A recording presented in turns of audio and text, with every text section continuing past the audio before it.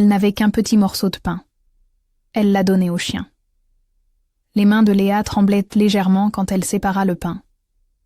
Elles étaient petites, les ongles noirs de farine et de saleté, mais elle bougeait avec une détermination qui ne connaissait ni honte, ni calcul. Le pain venait d'un pain de la veille, sec, mais encore porteur d'un parfum chaud. Autour d'elle, la cour était grise, les murs suintant d'humidité, et les passants pressés détachaient à peine un regard de leur vie. Le chien s'était approché en silence, pas par mendicité, plutôt par curiosité et fatigue. Il avait des côtes visibles comme des stigmates, un pelage piqué par la poussière, mais il avait des yeux clairs qui semblaient attendre autre chose que de la pitié, une promesse de compagnie.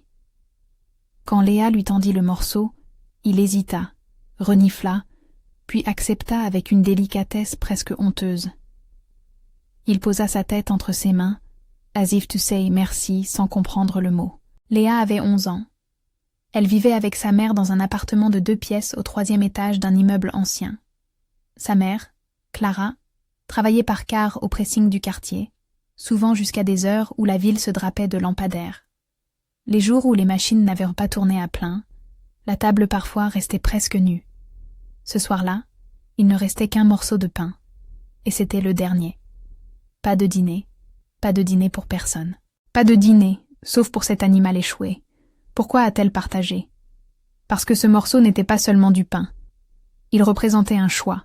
Manger seul et garder une sécurité ridicule, ou tendre la main et, en tendant la main, recevoir quelque chose d'autre. Léa choisit le partage. Elle n'a pas prié à haute voix ni cherché des témoins. Elle a simplement donné. Il y avait un petit détail discret, presque invisible au premier regard.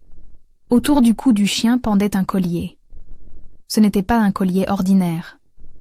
Le cuir était finement travaillé, usé par le mouvement, et une plaque métallique, polie mais griffée par le temps, portait un nom gravé, et sous ce nom, une suite de chiffres à moitié effacés. Au soleil couchant, ce petit bijou attrapait la lumière comme un miroir. Un café adjacent ouvrait sur la cour. La barista, Anna, avait vu la scène en préparant des tasses de thé. Elle avait arrêté son geste, l'écumoire suspendu, la vapeur dessinant une nuée au-dessus de sa tête. Personne n'était pressé dans cet instant qui ressemblait à une parenthèse. Anna sortit son téléphone, non pour exposer la misère, mais parce que quelque chose dans le geste de la fillette avait une beauté qui ne s'explique pas. Elle prit une courte vidéo, un plan serré, les mains, le pain, le museau qui frôle, le regard content et la rue en arrière-plan comme un tableau usé.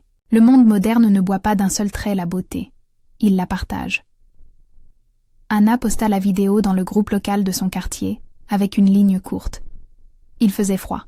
Elle a donné son dernier morceau. Elle ne pensait pas à un miracle. Elle pensait à une image qui restait. Les premiers likes vinrent de voisins. Puis la vidéo fit le tour de quelques fils de discussion, puis franchit la limite du quartier. Les gens ont ce réflexe. Ils voient un acte qui ressemble à une vérité simple et ils veulent le garder pour eux. Si cette histoire vous touche, cliquez sur j'aime. La vidéo attira aussi l'attention de ceux qui, dans l'ombre des technologies, cherchent des animaux perdus. Une bénévole d'un refuge, habituée à reconnaître les colliers, remarqua la plaque. Sur ce petit métal, le nom gravé n'était pas totalement lisible, mais la forme du logo, une minuscule aigle stylisée, battait comme une signature. Elle se souvenait d'un post ancien sur un forum de chiens perdus, où quelqu'un avait mentionné avoir aperçu un chien avec un collier similaire, disparu près du parc des Hauteurs, quelques semaines auparavant. Quand un objet raconte une histoire, il faut parfois que plusieurs oreilles l'entendent. La bénévole laissa un commentaire sous la vidéo, demandant si quelqu'un pouvait zoomer sur la plaque.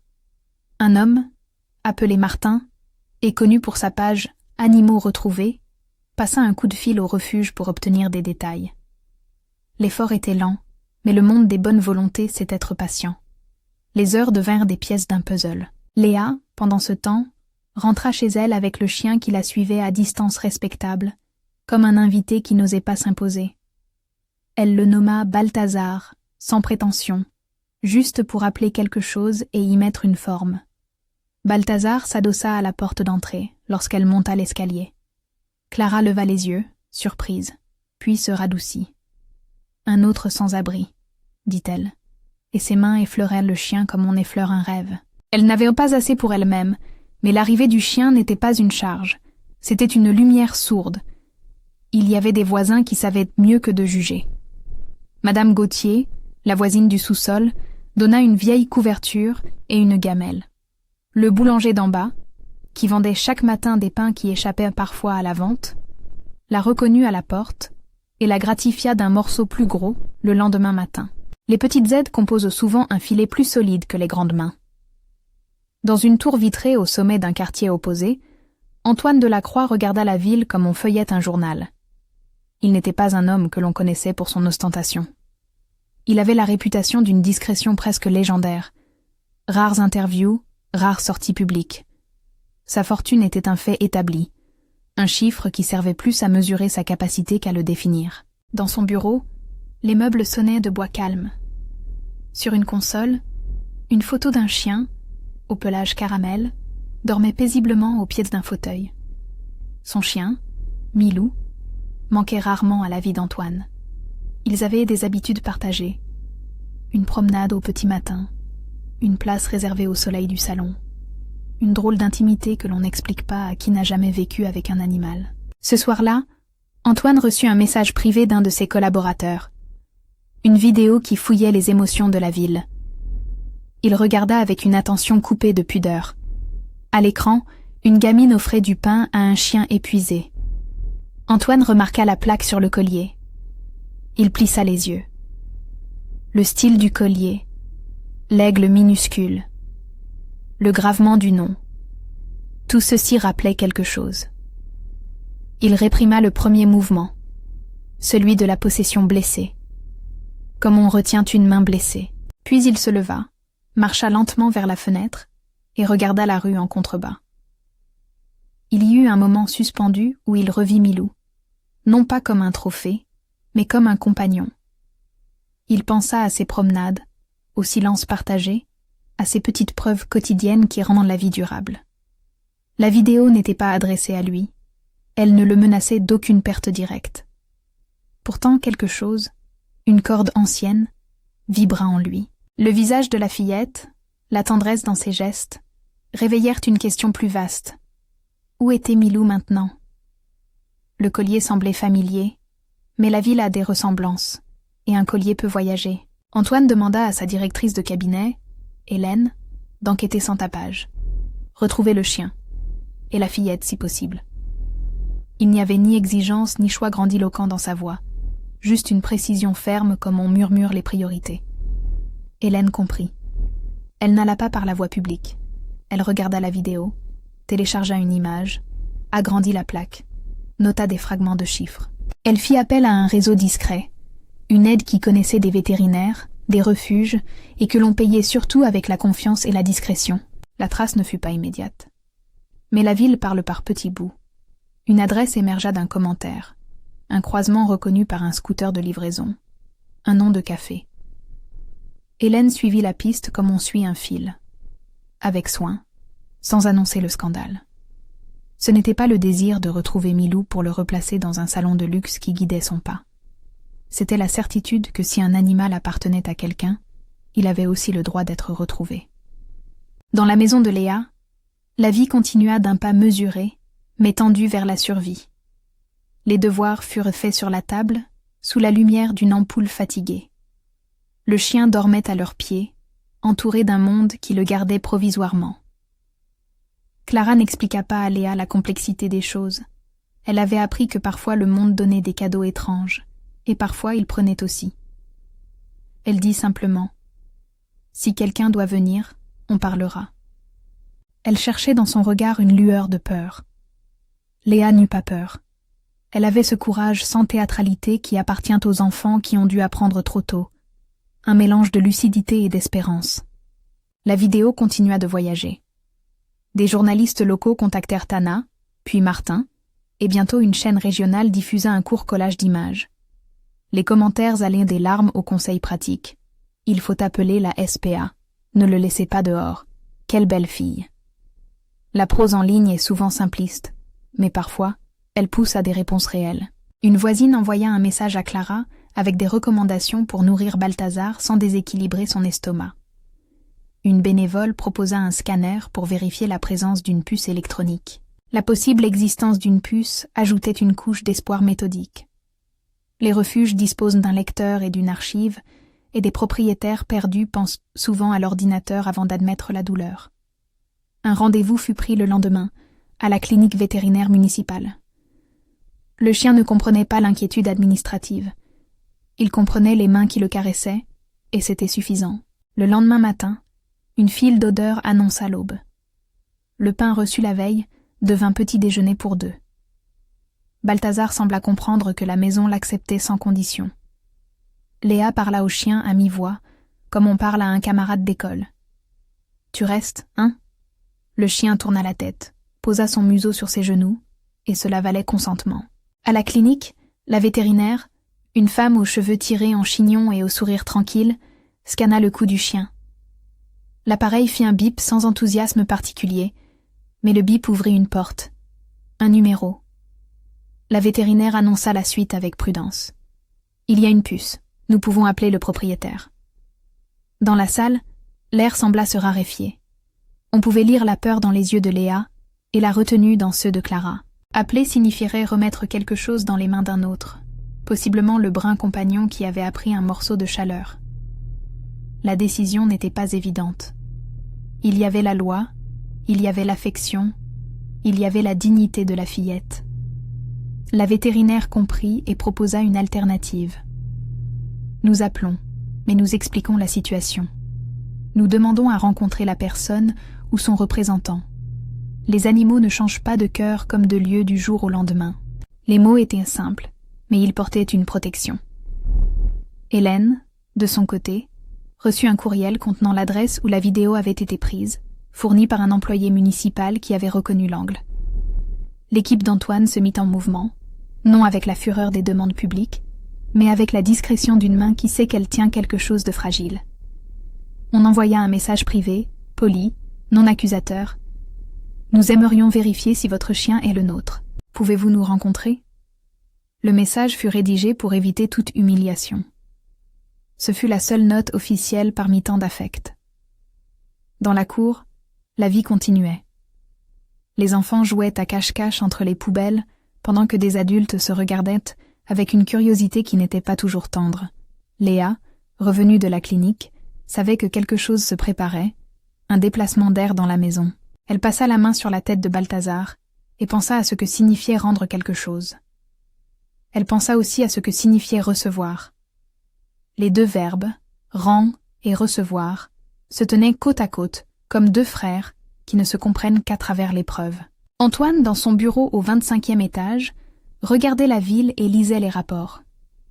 La puce avait renvoyé un identifiant qui correspondait à l'enregistrement d'un chien déclaré sous le nom de Milou, avec une adresse utile mais datée.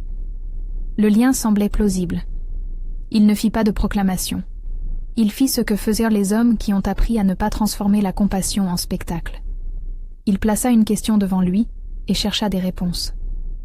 Il demanda qu'on vérifie l'authenticité du contact, qu'on rassemble des preuves sans précipitation. Il réfléchit au ton du message qu'il enverrait, car il savait que façonner la première phrase pouvait changer la suite des événements. Dans la petite cuisine où la lumière se faisait rare, Léa coupa un autre morceau de pain pour le chien, comme si la répétition d'un geste le stabilisait. Ses mains, un peu plus assurées maintenant, semblaient tenir autre chose qu'un simple aliment. Elle tenait une promesse silencieuse.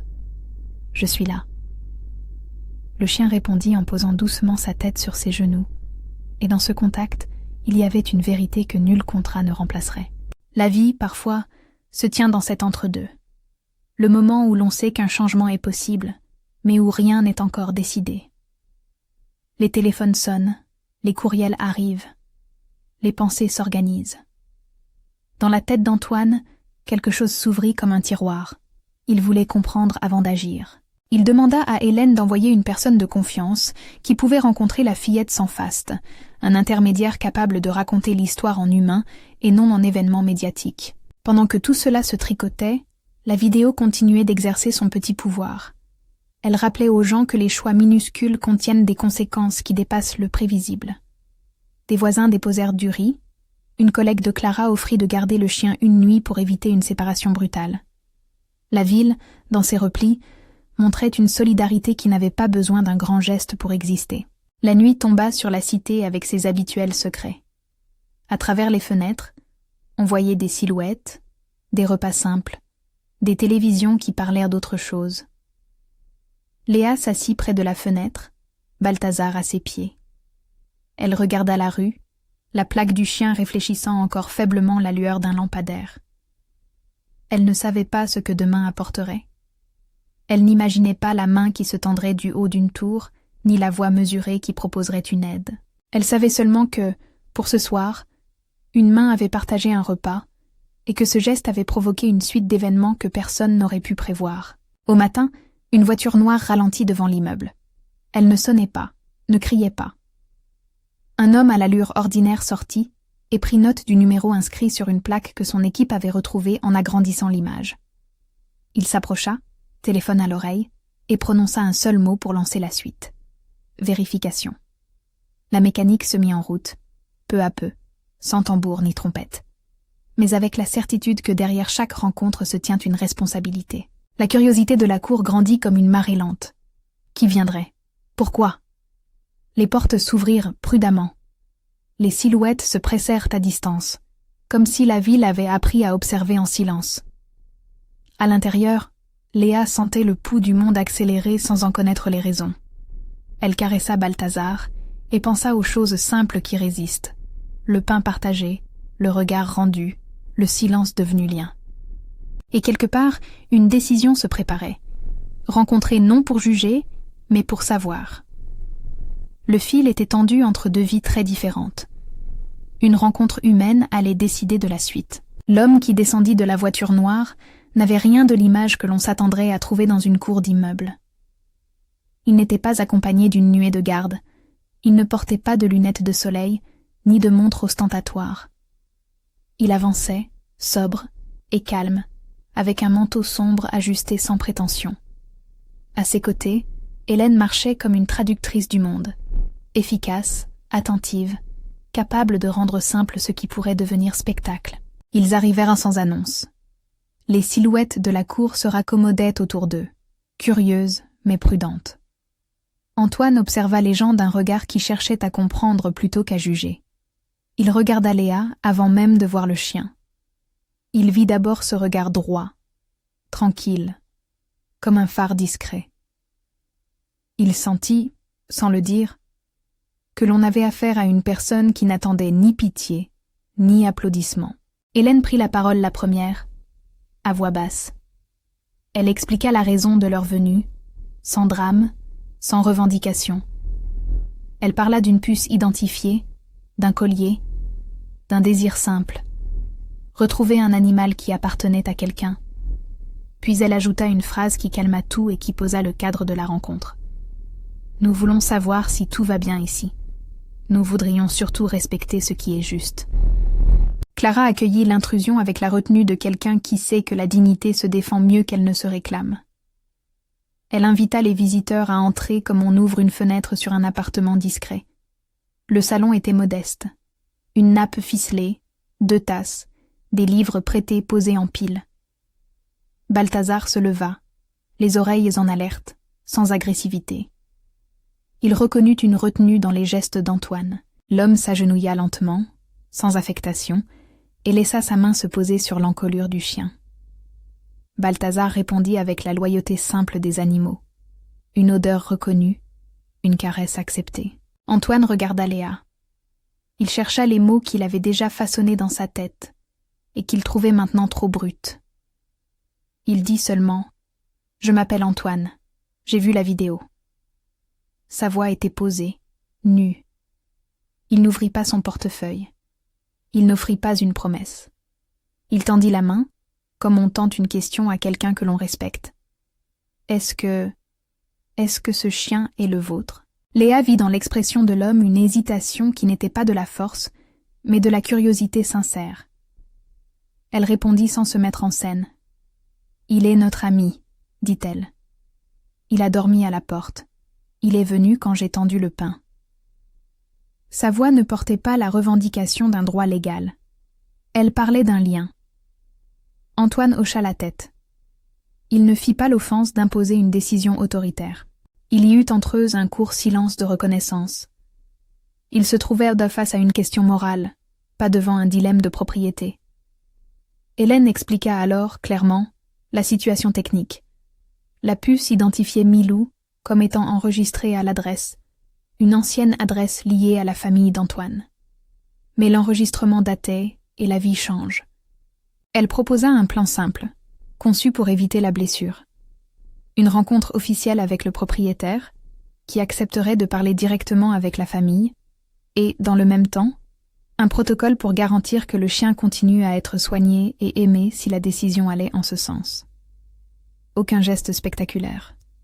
Un vouloir écouter, puis décider. Antoine prit une respiration. Il avait apporté avec lui quelque chose qu'il n'offrit pas comme paiement, mais comme promesse de continuité, la proposition d'un soutien discret et durable. Il parla sans emphase. « Je voudrais que vous sachiez une chose. J'ai un chien qui s'appelle Milou. Je l'aime. Voir ce que vous avez fait m'a touché. Je ne suis pas venu pour reprendre un animal par orgueil. Je suis venu pour entendre. Si le lien est fort, je veux l'honorer. Et si la présence de cet animal change votre vie, j'aimerais que nous réfléchissions ensemble à ce que je peux faire pour vous aider, sans presse ni spectacle. » Clara sentit ses épaules se délier. Elle répondit d'une voix qui n'était plus seulement de la prudence. « Nous ne voulons pas que l'on nous prenne quelque chose. Nous avons appris la peur de perdre. Mais si l'on peut garder ce chien, et que cela ne fasse pas de mal à personne. Si une main pouvait nous aider à garder la maison, l'école pour Léa, des soins pour lui, on accepterait. » Elle parlait de choses précises. Elle n'énonça pas de rêves. Elle présenta des besoins concrets et modestes. Scolarité, coût vétérinaire, stabilité. Antoine hocha la tête. « Alors faisons cela autrement, » dit-il. « Je veux que cette solution soit celle que vous choisissez.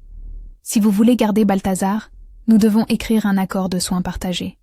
Si vous préférez qu'il retourne avec moi temporairement, il reviendra. Mais l'essentiel pour moi est que vous ne soyez pas blessés par cette histoire. » Il ne fit pas de grandes promesses. Il offrit une proposition de respect et de partenariat. Une assistante sociale du quartier, que Hélène avait invitée pour tempérer l'échange, prit la parole. Elle expliqua les possibilités existantes: bourse scolaire locale, atelier de formation pour adultes, accompagnement pour la santé. Elle proposa d'élaborer un plan personnalisé, en lien avec des associations partenaires. Sa voix donnait à l'offre un cadre utile. Nous n'allons pas changer votre vie en un acte.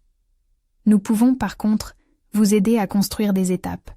Une année scolaire payée, un soutien pour les visites médicales, et un tutorat pour Léa pour l'inscrire à l'école de son choix. Elle ajouta, et pour le chien, un suivi vétérinaire et un parrainage pour couvrir les soins. Nous pouvons organiser cela de façon discrète et durable. Léa écouta tout cela comme on écoute la pluie après une longue sécheresse. Elle comprit la différence entre charité et partenariat. Elle comprit que l'on lui proposait une chance de se tenir debout sans être exposée à la pitié en public. Elle réfléchit, puis dit avec cet aplomb surprenant chez quelqu'un de son âge, « Je ne veux pas que Balthazar parte. Je peux apprendre. Je veux aller à l'école. Je veux aider maman. » Ces mots n'étaient pas une requête naïve, mais une feuille de route simple. Antoine sourit, sans dramatique. « Alors nous commençons par ça, » dit-il. « Un soutien pour l'école de Léa, un fonds pour les soins du chien, et nous verrons comment aider votre mère à trouver une formation qui lui convienne. Mais je veux que vous décidiez de la suite. Je ne veux pas donner un cadeau qui devienne une prison. » Dans ces termes, on entendait la volonté de ne pas transformer la générosité en domination. On parla des modalités. Hélène rédigea une ébauche de proposition. Elle évoqua un arrangement discret, une bourse couverte par une fondation qu'Antoine soutenait depuis longtemps, une prise en charge partielle des factures vétérinaires pendant 1 an, et un accompagnement social pour trouver un stage pour Clara. Rien de trop grandiose. Rien d'humiliant. Un filet, pas un trône. Il y eut des détails pratiques, un rendez-vous pour inscrire Léa à l'école, des attestations nécessaires, des rendez-vous médicaux pour Balthazar. Le vétérinaire s'engagea à suivre le chien gratuitement pendant une période donnée, puis la fondation couvrirait les soins urgents. On parla d'un petit comité local pour veiller à la confidentialité de la famille. Pas de photos, pas d'interviews, pas de promesses publiques. Antoine insista sur ce point. Il n'avait pas envie de faire l'objet d'un récit. Il venait parce qu'un geste l'avait touché, pas pour en tirer une histoire. La première décision fut sensible et simple.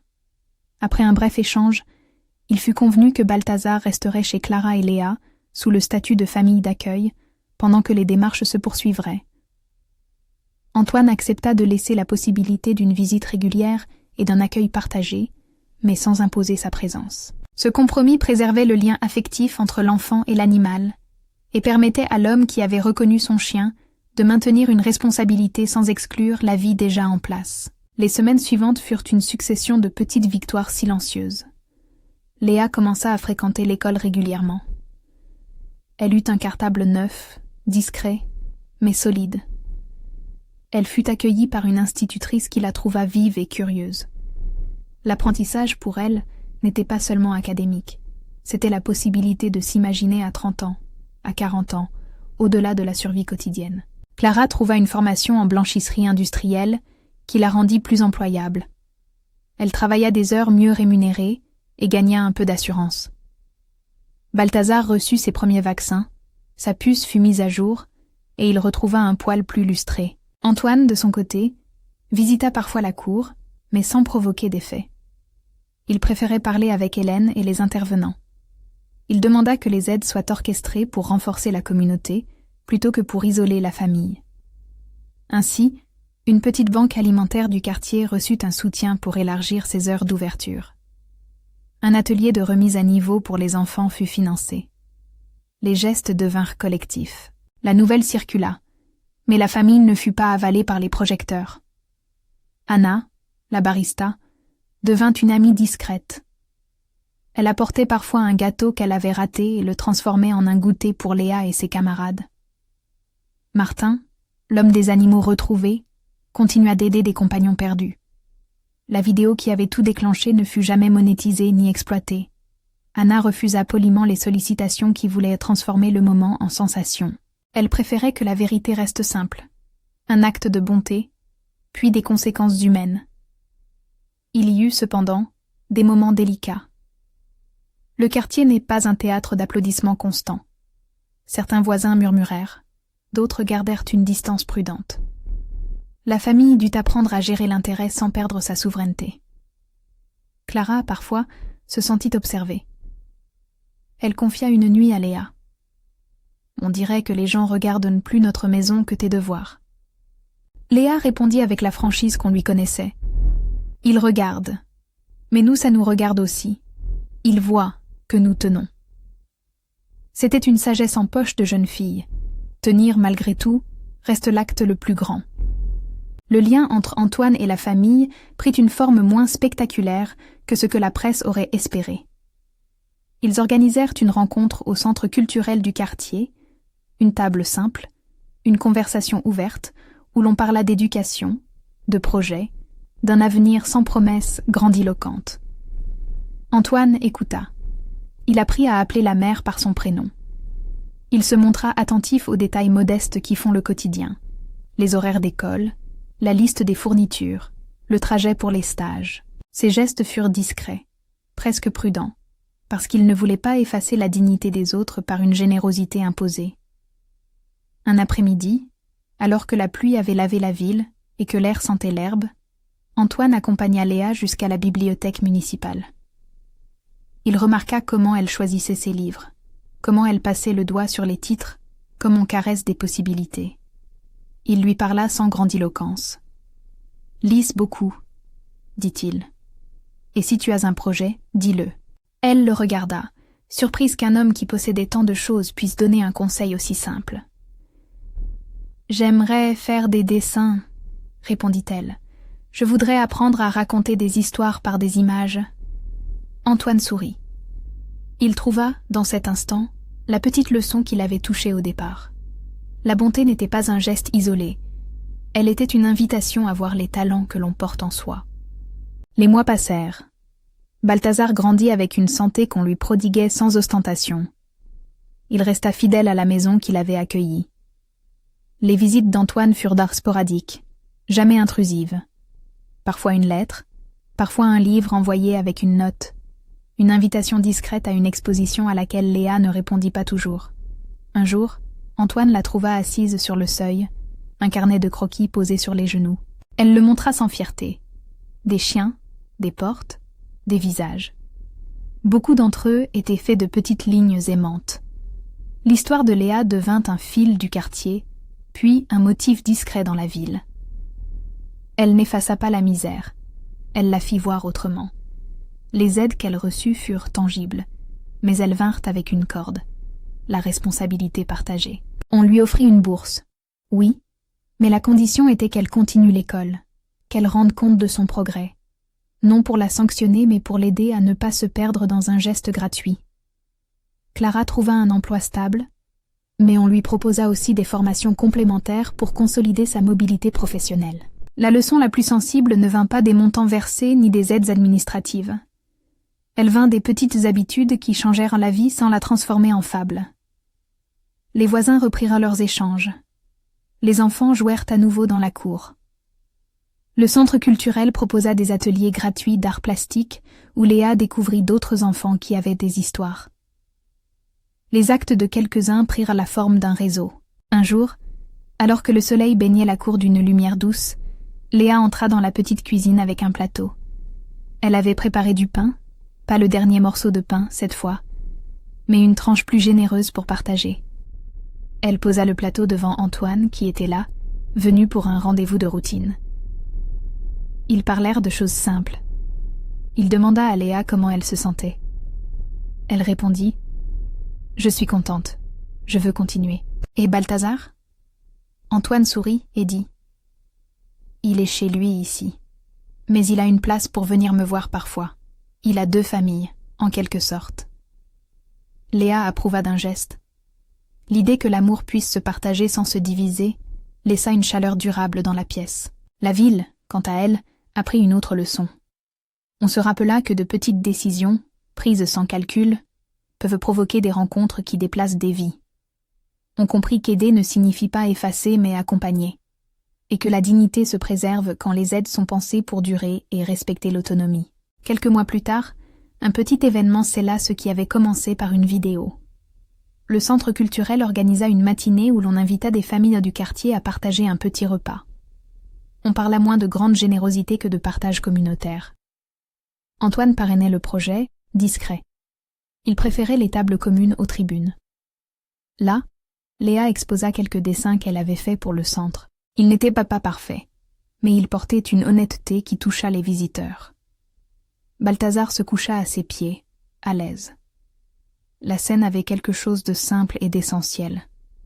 De la nourriture, des mains qui servent, des regards qui se rencontrent. Le récit trouva sa fin non dans une apothéose, mais dans une normalité réparée. Léa continua l'école. Clara sut s'appuyer sur l'emploi pour stabiliser son foyer. Antoine conserva un lien, mais il apprit surtout que la meilleure preuve d'affection n'était pas de posséder, mais de partager la responsabilité d'un bien commun. Balthazar, le chien qui avait déclenché tout cela, resta un compagnon fidèle, aimé et soigné, et il devint le symbole vivant d'une décision, celle d'ouvrir la main malgré la peur. Quand on repensa à cette histoire, on se souvint du petit morceau de pain. On se rappela les mains poussiéreuses et le museau qui acceptait avec délicatesse. On se rappela que la vidéo n'avait pas fabriqué la bonté. Elle l'avait simplement révélée. La véritable transformation n'était pas dans le compte en banque d'un homme, mais dans la manière dont la ville avait choisi d'accompagner une famille. La richesse, lorsqu'elle fut mêlée à l'écoute et à la discrétion, permit de créer des chemins possibles. Elle ne résolut rien d'un coup, mais elle fit naître des étapes. Des mois plus tard, une voisine demanda à Léa ce qu'elle avait appris. Elle répondit, sans emphase, qu'un morceau partagé peut faire revenir des habitudes, et que les gens ont des poches invisibles où ils gardent de petites bontés. Sa phrase dit la vérité d'une vie qui apprenait. On ne change pas le monde d'un coup. On le reconstruit par touche. Il reste enfin une image qui tient comme un phare. La main d'une fillette, qui sans calcul, sépare un morceau de pain.